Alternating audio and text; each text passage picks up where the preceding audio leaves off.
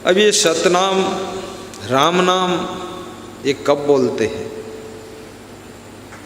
जब मनुष्य की मृत्यु हो जाती है, लाश को कफन में लपेटकर अर्थी पर रख करके चार लोग कंधा लगाकर जब चलते हैं चिता भूमि की ओर, तब बोलते हैं राम नाम सत्य है, राम नाम सत्य है, सत्य कहे मुक्ति है। तो लाश तो सुनती नहीं है और लाश को सुना रहे हैं, बोलते सब चले जा रहे हैं। जितने लोग दफन करने गए हैं वे भी सब अधमरे हैं, क्योंकि वे भी सब डरे हैं कि एक तो मरे हैं और नंबर अपना भी धरे है तो उनके अंदर भी डर है कि मेरा भी नंबर आ रहा है। लेकिन मृत्यु से डरना नहीं चाहिए,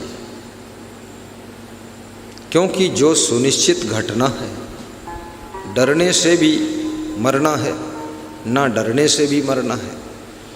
लेकिन जानबूझकर मरना भी नहीं चाहिए, आत्महत्या करना भी नहीं चाहिए।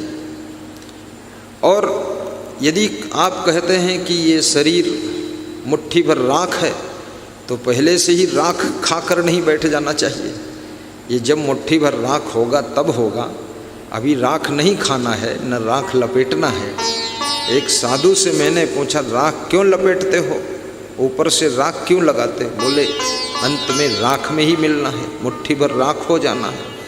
तो मैंने मुट्ठी भर राख हो जाना है तो आप अगर 50 साल राख लगाओगे तो ये तो ट्राली भर राख लगा लोगे तुम, और मुट्ठी भर राख बनोगे तो ये ट्राली भर राख कहाँ से आएगी तो बोला आप मजाक करते हो। हमने कहा मुट्ठी भर राख होने का अर्थ ये नहीं है कि जिंदा में ही राख लगाने लग जाओ या राख खाने लग जाओ। मरने का अर्थ ये नहीं है कि मरना है एक दिन तो आज ही मर जाओ, ऐसा नहीं। जीना चाहिए। ये संसार में तुम्हारी ज़रूरत है, तुम्हारी आवश्यकता है। तुम संसार की शोभा हो, तुम जगत के श्रृंगार हो, तुम जगत के विकास पुत्र हो। तुम्हारी वजह से बहुत कुछ इस दुनिया में होता है। तुम जितने दिन ज़्यादा जियोगे उतना अच्छा है। तुम्हारे जीने से बहुत लोगों को फायदा हो रहा है, तुमको पता नहीं है तुमसे क्या क्या फायदा हो रहा है। तुम बहुत महत्वपूर्ण व्यक्ति हो। जियो और जीने दो, और दूसरों के लिए भी जीने का इंतज़ाम कर दो। इसलिए कितने लोग ऐसे होते हैं, उनका जब शरीर शांत होता है तो उनके लिए बहुत लोग रोते हैं, क्योंकि वह लोग बहुत लोगों के लिए जीते थे, केवल अपने लिए नहीं जीते थे। बड़े दयालु, करुणावान, कृपावान, सबके लिए तसल्ली देते थे। अरे घबराओ मत, सब बन जाएगा, ऐसे मनोबल बढ़ाते थे। कुछ न कुछ एक साधु समुद्र के किनारे भ्रमण कर रहा था।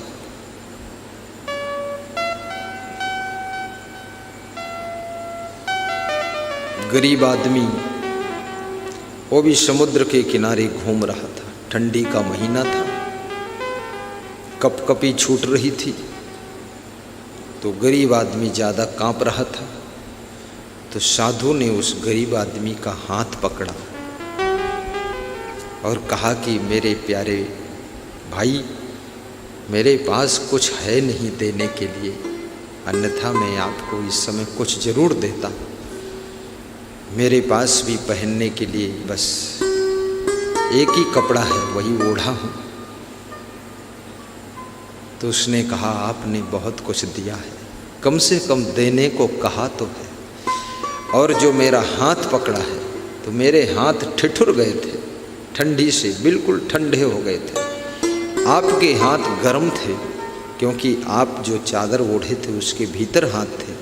उस गरम गरम हाथ से मेरे ठंडे हाथ आपने छू लिया, पकड़ लिया, तो मेरे ठंडे हाथों को आपने गर्मी प्रदान किया है। ये कुछ कम नहीं दिया है, ये भी बहुत कुछ दे दिया है। ऐसे ही संसार में तुम बहुत कुछ देते रहते हो। तुम कोई साधारण व्यक्ति नहीं हो, तुम बहुत बड़े दाता हो। तुम जो भी काम करते हो उससे बहुत लोगों का फायदा भी हो रहा है। इसलिए जगत में जियो और हंस करके जियो, दुखी हो करके मत जियो। दुख आए फिर भी दुखी ना हो।